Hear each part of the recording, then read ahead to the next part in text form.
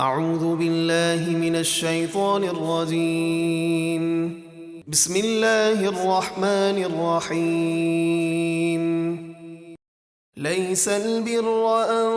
تولوا وجوهكم قبل المشرق والمغرب ولكن البر من آمن بالله واليوم الآخر والملائكة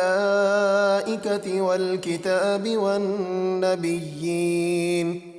وآتى المال على حبه ذوي القربى واليتامى والمساكين وابن السبيل والسائلين وفي الرقاب وأقام الصلاة وآتى الزكاة والموفون بعهدهم إذا عاهدوا والصابرين في البأساء والضراء وحين البأس أولئك الذين صدقوا وأولئك هم المتقون۔ اصل نیکی یہ نہیں ہے کہ تم اپنے چہرے مشرق یا مغرب کی طرف کر لو، ہاں اصل نیکی یہ ہے جو ایمان لائے اللہ اور قیامت کے دن پر اور فرشتوں اور آسمانی کتابوں اور نبیوں پر،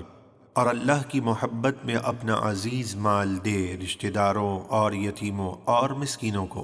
اور مسافروں اور مانگنے والوں کو اور غلاموں کو آزاد کرانے میں، اور نماز قائم رکھے اور زکوٰۃ دے، اور اپنا وعدہ پورا کرنے والے جب وعدہ کریں،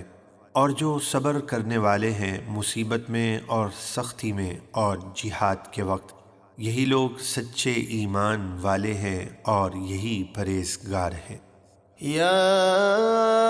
أيها الذين آمنوا كتب عليكم القصاص في القتلى الحر بالحر والعبد بالعبد والأنثى بالأنثى فمن عفي له من أخيه شيء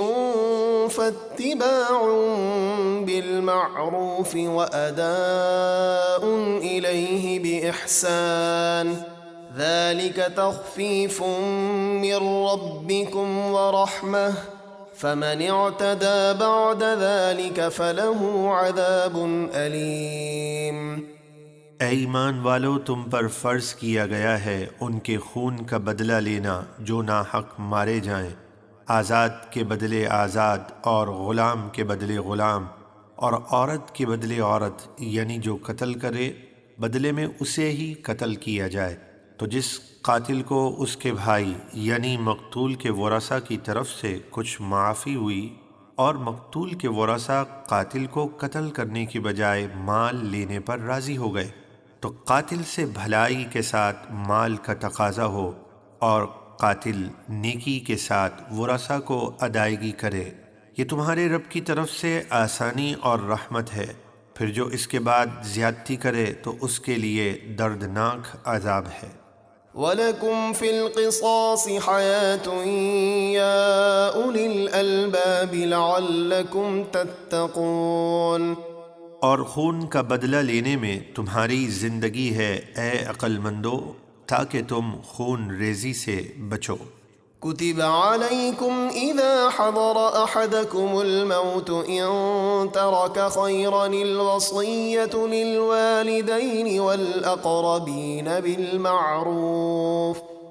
حقا على المتقين۔ تم پر فرض کیا گیا ہے کہ جب تم میں سے کسی کی موت کا وقت قریب آ جائے، اگر وہ کچھ مال چھوڑے تو وصیت کر جائے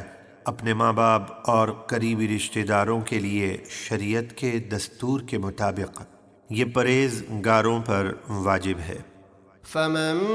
بدله بعدما سمعه فإنما إثمه على الذين يبدلونه إن الله سميع عليم۔ پھر جو لوگ وصیت کو سن کر بدل دیں تو اس کا گناہ انہی بدلنے والوں پر ہے، بے شک اللہ سب کچھ سننے والا جاننے والا ہے۔ فمن خاف من قميص جنفا أو إثما فأصلح بينهم فلا إثم عليه إن الله غفور رحيم۔ پھر جسے وصیت کرنے والے کی طرف سے کچھ بے انصافی یا گناہ کا اندیشہ ہو اور وہ ان میں شریعت کے مطابق صلح کرا دے تو اس پر کوئی گناہ نہیں، بے شک اللہ بہت بخشنے والا مہربان ہے۔